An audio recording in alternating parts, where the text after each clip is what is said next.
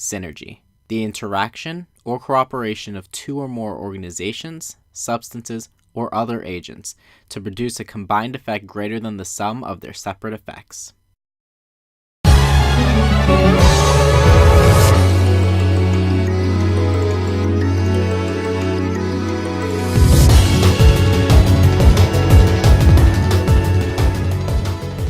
Team building is single-handedly the most talked about subject in the VGC community.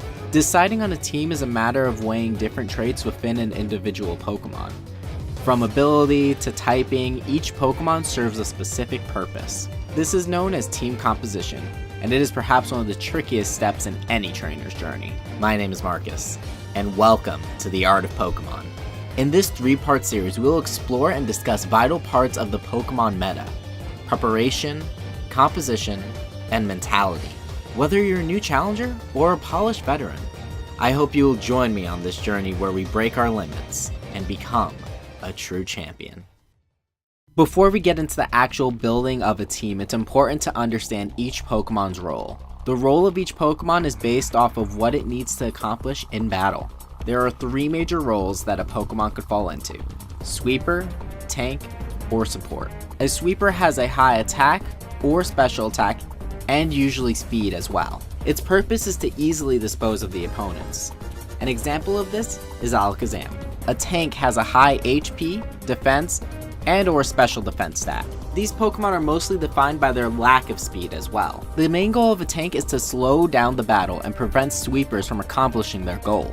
An example of this would be Chansey. A support is not necessarily defined by its stats, but instead by its moves. Whether it be setting up a Tailwind for your team to increase its speed, or getting up an Aurora Veil to increase your team's defense and special defense. An example of this would be Whimsicott or Ninetales. Now, even though a Pokemon can be generalized as a sweeper, tank, or support, there are many subcategories that these Pokemon can be put into. For example, a Pokemon with a high attack stat as well as HP and defense stat but lacks the speed is known as a bulky sweeper, such as Stakataka. A Pokemon with a fast speed stat, less than optimal defenses, but great supporting moves is known as a Speedy Support, such as Raichu. Or a Pokemon that has a ton of defense and special defense and has great supporting moves is known as a Tanky Support, such as Porygon 2. Figuring out a Pokemon's main role is dependent on what your team needs. In fact, some Pokemon could fit any role. Let's take a Pokemon like Tapu Fini. When we take a look at Tapu Fini's stats, it looks like it should be our tank due to its high defense and special defense, but its special attack is also reasonably high. An opponent may assume that you built your Tapu Fini as a tank, but we can mix him up by training in special attack and showing him a powerful Moonblast that will knock any sweeper out. This could serve as a great fake out that will strengthen the core of our team. A core is only as strong as its surrounding elements. The best way to explain core is by using a practical example. Let's take a Terrakion Justified set. Terrakion is the core of our strategy.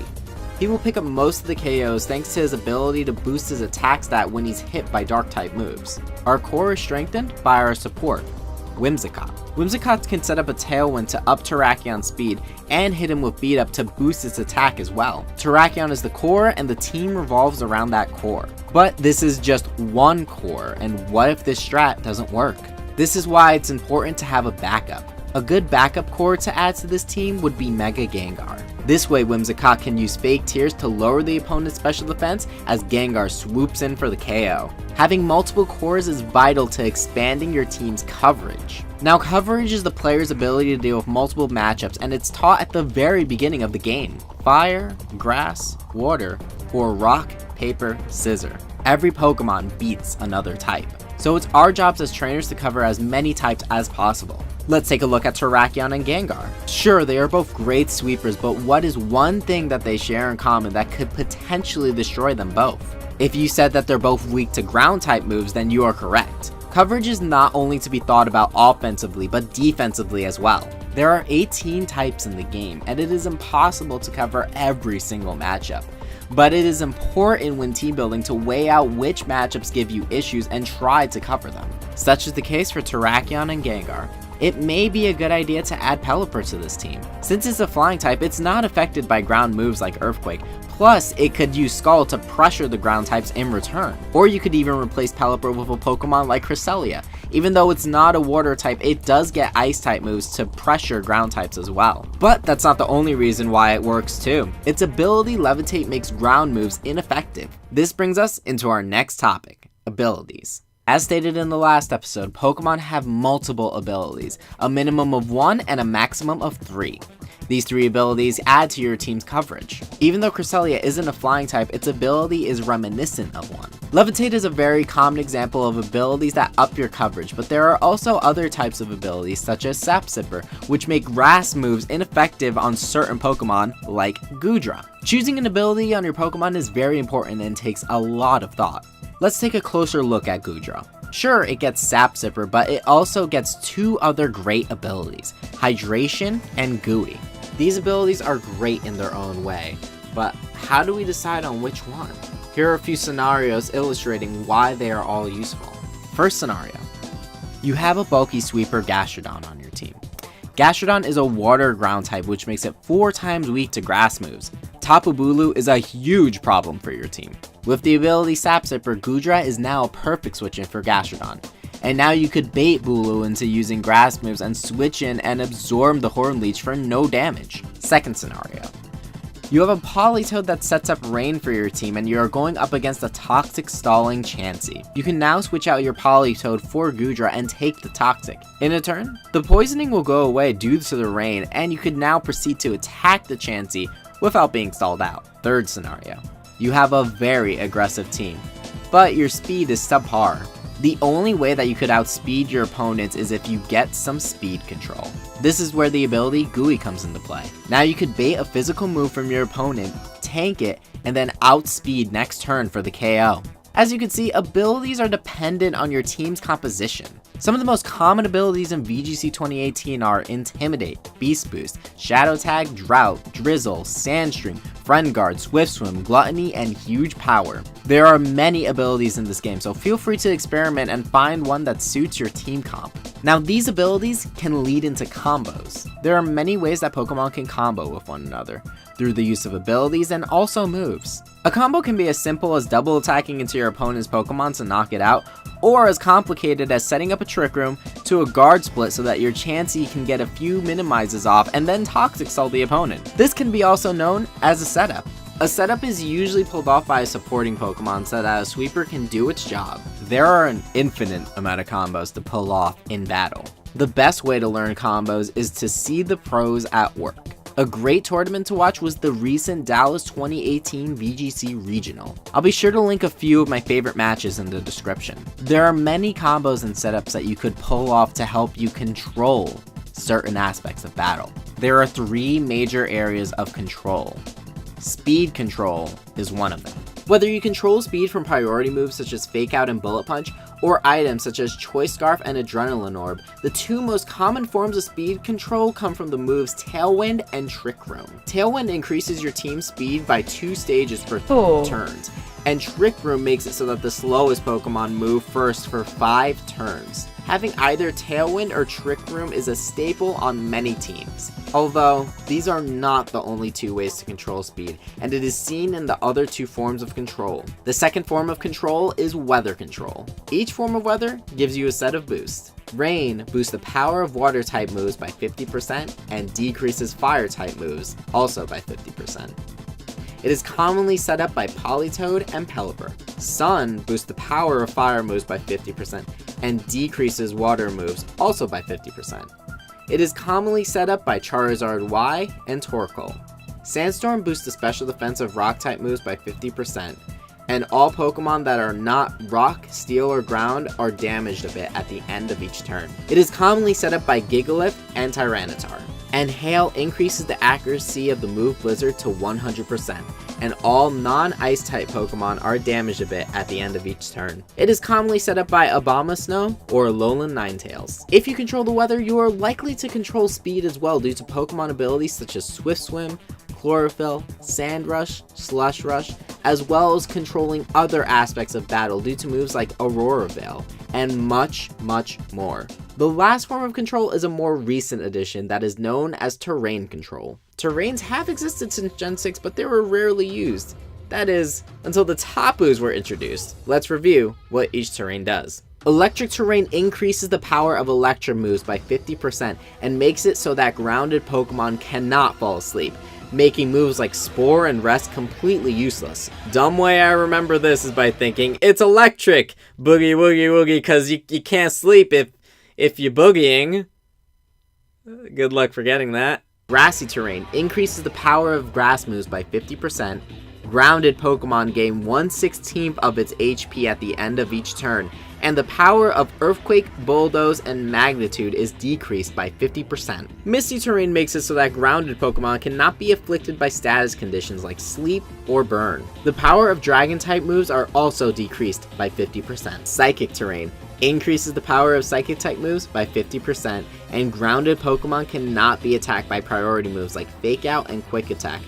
But you could still pull off self-inflicting priority moves like Protect and Wide Guard. Your goal is to help your team out, but in some cases, your opponent may use the terrain to their own advantage, so be wary. Prepping your team to control certain aspects of battle is completely necessary to clutching out wins against your opponent. Control is also dependent on your Pokemon's moveset. Moves can be learned by 5 different means: Level Up, Technical Machines aka TMs, Egg Moves, Special Event Pokemon, or Move Tutors. Most moves learned through Level Up can be retaught by giving Heart Scales to the Move Tutor at Mount Lantiquila. The best way to get Heart Scales is to dine in one of the in-game restaurants. At the end of your visit, the host will give you a few Heart Scales. So if you ever need to relearn a move, it's very simple to get these items. But if you level up via Stone, there is a chance that you cannot relearn a move this way. Always refer to Cerebi.net if you're looking for a particular move. In Ultra Sun and Ultra Moon, new move tutors were added to the game, giving every Pokemon a wider move pool. These moves include Tailwind, Stomping Tantrum, Recycle, and much more. These moves cost BP, so be sure to get as many as possible by Mantine Surfing!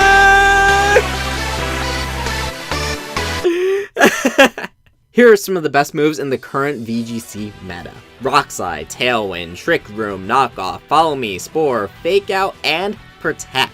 Now Protect is a move that I really want to talk about. A lot of new players don't run Protect at all. Why waste a turn protecting when I can just attack? Protect is a move that helps you control the pace of battle, but more importantly, slow it down when you are in a disadvantaged state, such as baiting out a powerful Z move, Toxic, Leech Seed, or PP stalling, waiting out an opponent's Trick Room or Tailwind, baiting an attack, and countering with your partner Pokemon. This is not to say that every single Pokemon needs to run Protect, but it's very valuable to have. VGC is about knowing your cues to play aggressive and subversely play defensive. Equipping items is the final step in finishing up your team. Each Pokemon can equip one item for a boost in power. Here's a list of some of the most useful items in the current metagame: Assault Vest, Choice Band, Scarf, and Lens, Life Orb, Pinch Berries, otherwise known as 50% Recovery Berries, Misty, Psychic, Electric, and Grassy Seeds, Leftovers, Eviolite, Focus Sash, and much more, but there are 2 items that are undoubtedly the strongest, and those are Z Crystals and Megastones. These 2 items are a staple on every team. Megastones make it so that your Pokemon elevates past its evolution. With stronger stats and a new ability, these select few mons are a must on any team. Z Crystals give you an insanely powerful attack to lay down on your opponent. Both items are very powerful, but cannot be set off all willy-nilly. They require precise play to take control of the battle. In the case of Megastones, your Pokemon's ability can change. In some cases, you may not want to Mega Evolve right out the gate to take advantage of your Pokemon's pre-Mega ability. Let's take Charizard Y and our earlier discussion about weather control. If your opponent carries a Pelipper and he or she is constantly switching in and out to gain control of the weather, it may be best to hold out on your Mega Evolution so that you can turn the Drizzle into a Drought and catch the Pelipper on the next switch in so that you could weaken its water move and then get the revenge KO. On the flip side, Z moves are your one-shot, one-take moves. They can be used to get a sweep going, especially paired with great abilities like Beast Boost. It could also be a great mix-up. You could fake out your opponent by putting a Darkinium Z Crystal on your Tyranitar as opposed to a Megastone to get the early KO. This leads me to the next point, that items are nothing but a mind game. Implementing your item can give you a huge advantage over your opponent. Running a choice scarf over a choice band can give you the extra speed you need to outspeed, let's say, a Kartana, but it may not give you the firepower to KO it in one hit. With all these trade-offs to consider, the item that works best is up to you. A lot of what we went through today is very theoretical and takes a ton of experimenting to find a team that works well together. At the end of the day, finding a team that works takes a lot of experimenting. You could just copy and paste a team, but anyone that has ever won a world championship tournament has been an innovator. We can never forget Sehun Park's amazing run in 2014 to become a world champion VGC player, where he bought a team of Gothitelle, Gardevoir, Gyarados, Talonflame, Garchomp, and Pachirisu, aka the shock of the tournament. No one expected a team consisting of Pachirisu to make it so far, but it was that creativity that won him the trophy in the end. All Pokemon are viable, so make your team the way you want to. And that is going to conclude today's episode. In the next episode, we'll be covering perhaps the most important topic of all, mentality and how it affects your play. The finale to this epic series. If you've been enjoying the series so far, be sure to leave a like, share on Twitter, and subscribe to know when the last episode is coming out. It really helps me out a lot. Anyway, thank you so much for watching, and I will see all you fellow professors in the next video. Bye!